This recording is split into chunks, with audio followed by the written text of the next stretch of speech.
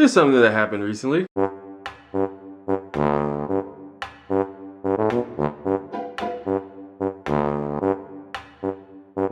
If you're not from America, this may be less noteworthy to you, but we recently had our first debate among Democratic Party candidates for president. We won't actually vote for the president for another year, but we like to get excited early. Now, I didn't watch either of the previous Republican debates because I figured they would just make me mad, but maybe I should have because they were probably way more entertaining than this Democratic debate, which was boring. Anyway, here's my review of each of the candidates' performance.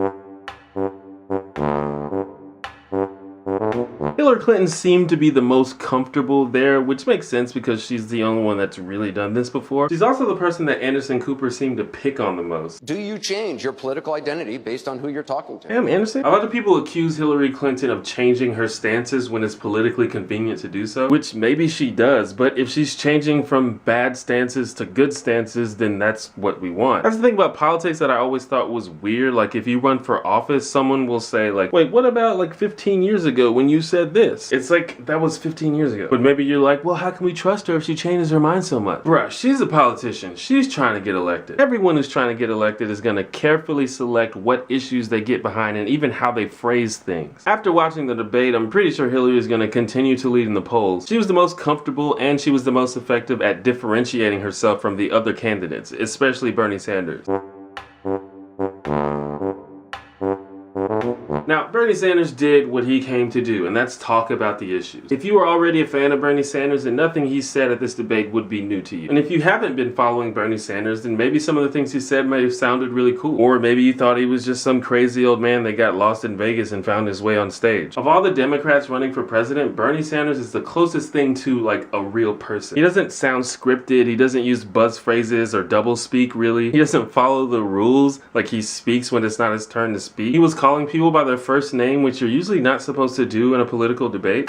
Jim and I, under Jim's leadership. But he says shit that people want to hear. The other candidates seem hesitant to go very strongly after like bankers and corporations. Probably because some of them are funding their campaigns. But Bernie's like, fuck them. The problem with Bernie Sanders is that he basically just came and gave a series of speeches. He didn't really debate anyone. He didn't really give any clear reason why Hillary supporters should join his camp instead. And that's a common problem with these early Democratic debates. It's just usually a bunch of people agreeing with each other.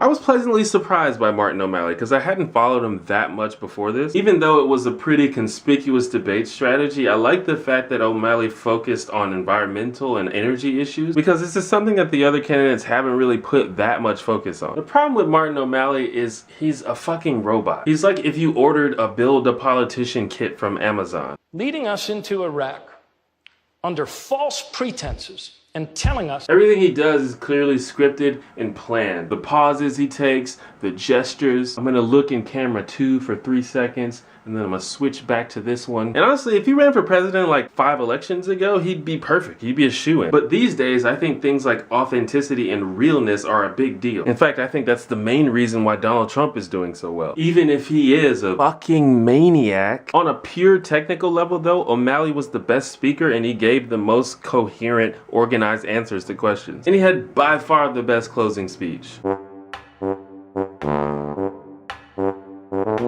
Oh, Jim Webb. Shout out to Jim Webb because if it weren't for him, I probably would have fallen asleep halfway through the damn thing. To be fair to him, he really didn't get that much time to speak compared to the other candidates, but he should have expected that. That's how it goes. The frontrunners always get to talk more because people care more what they have to say. Webb is interesting because he's much closer to the center than the other candidates. For example, he's tougher on immigration and he's more lax on guns. And you might think that that would make him a strong candidate because usually you have to appeal to moderates in order to win the election. The problem is you have to capture your base first, and I think he's not as adequate at doing that as someone like Clinton or Sanders because of stuff like this. Do Black Lives Matter or do all lives matter?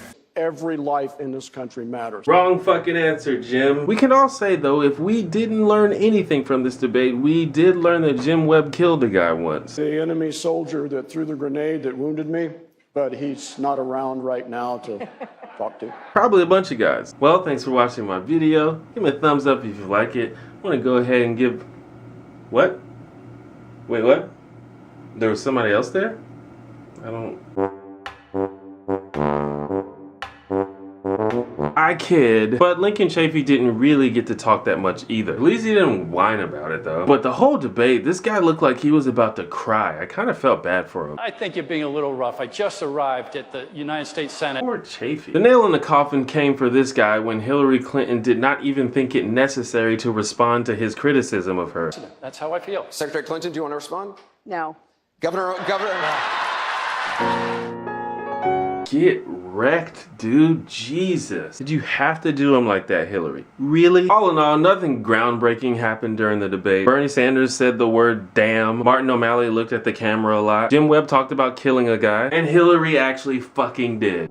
That's all I have to say about that. Making someone feel like shit, not a good thing to do.